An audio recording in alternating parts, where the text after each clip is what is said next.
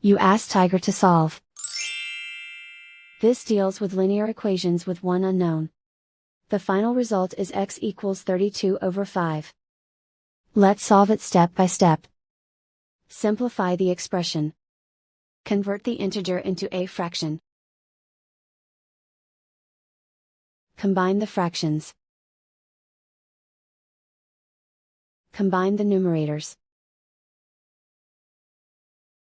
Swap sides.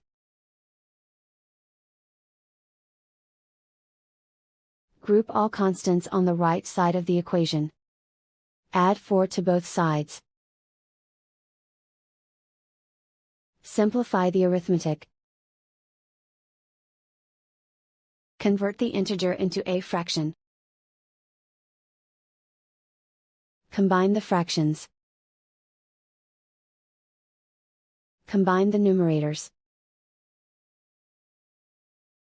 And so the final result is x equals 32/5.